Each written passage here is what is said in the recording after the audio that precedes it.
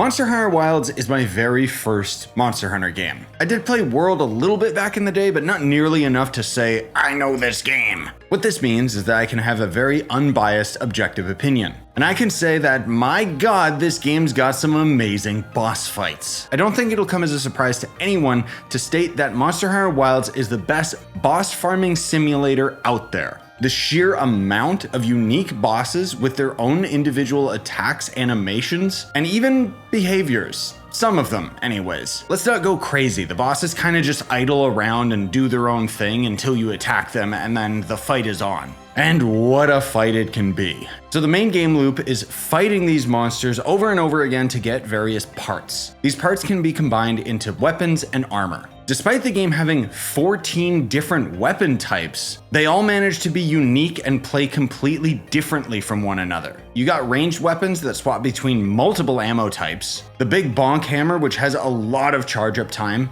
the horn for buffing your teammates, or what you're gonna see most of in this video, the lance, because that's my favorite. It's crazy to me thinking that I've gone through this whole game with a shield, because a lot of the weapons don't have that option. And this isn't a Souls-like, you don't get iframes for dodging. But the hitboxes are very, very tight, meaning that player position plays a pivotal role in fighting these bosses. Don't get me wrong, some hitboxes are stupid, but most of them are great. The story of Monster Hunter, I'm gonna be perfectly honest, I skipped the story, I really didn't care. There was one point that I thought was hilarious where this character was trying to empathize for one of the monsters that was literally murdering things in the background. I won't show it or talk about it in more detail to avoid spoilers, but suffice to say the story is generic as hell, but the one thing you won't want to skip is the monster intros. But okay, let's talk about the things that I don't like about this series. The UI is trash. Objectively, this is one of the worst UIs I've ever played in a modern video game.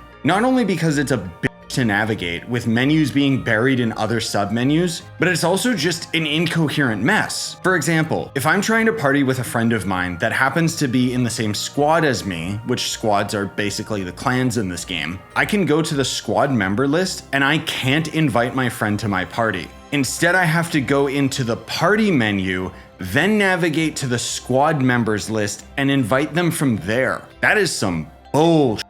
A lot of the problems have to do with the terrible terminology. Link party?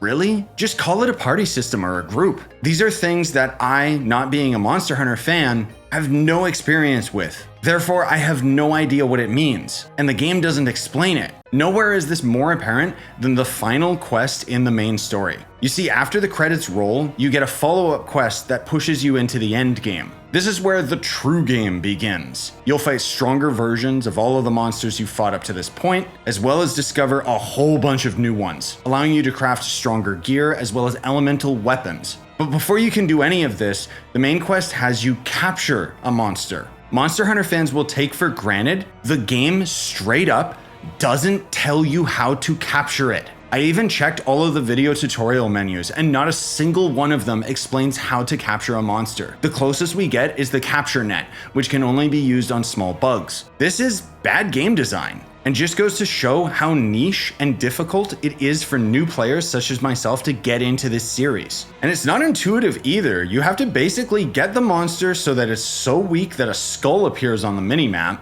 Then you have to trap it with either a pitfall or a shock trap, and then hit it with a couple tranquilizers. That is a craftable resource you have to make at camp. Does any of this take away from what Monster Hunter Wilds does right?